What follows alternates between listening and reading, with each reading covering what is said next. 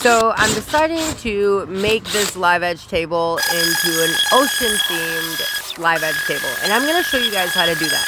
So I've got the slab and it had a finish on it, and I decided to take the finish off and take off all the soft wood, which you can kind of tell when wood is soft.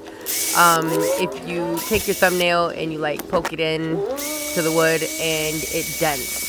If it does that, it has to come off. So I'm just taking a wire brush and this file, and I am getting off all of the sharp spots.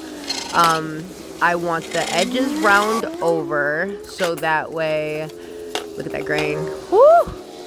I want the edges round over so that way the resin will go over the edges, and that's exactly what I'm doing right here. So I'm just getting all the dust off with 91% isopropyl alcohol, and then I'm putting it in my pour spot. I do woodworking, so my shop is really dusty, and I made a plastic coffin for where I do my resin work.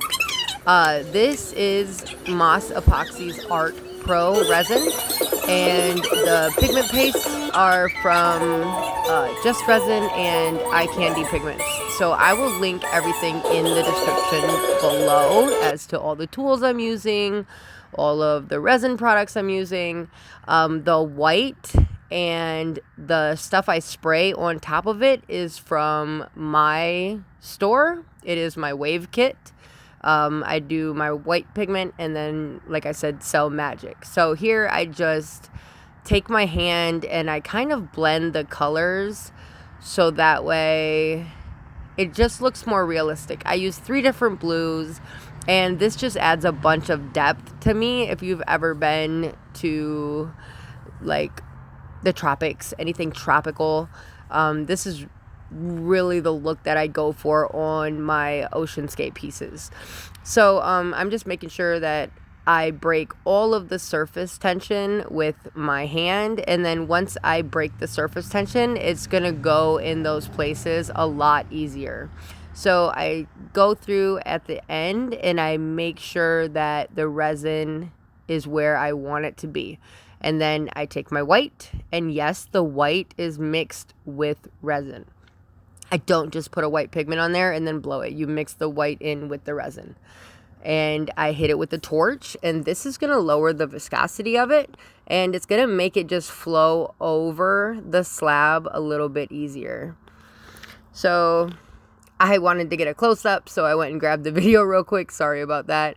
And I've got my torch, or not my torch, I've got my heat gun on about, it's on full heat right now, but then once it heats up, I move it down to about 2/3, and I have it on the high.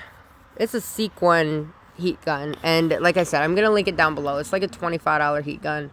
It comes with 3 different attachments, and I just blow the waves until I see fit, and everything really comes together at the end. So I do multiple layers, and I'm going to do a part 2 to show you how I do the next layer and bring everything together. The reason I do 2 layers is because if you ever have like an aerial view of the ocean, or just kind of just stand where the waves are coming in, you'll see one wave overlapping the other one.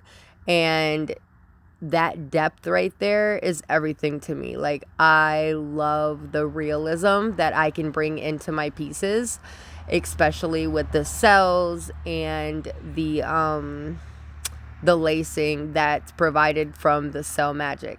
I have a video. It is called Battle of the Cells, and I'm going to link it here after this video. I'm going to put it somewhere around the screen. If you look up, you can click on that video right at the end, and it shows you 20 or 21 different products, white products, and this is me spraying Cell Magic on there, and this is going to give me those, that right there. Those are cells and lacing. That's so pretty. All right, here's the video.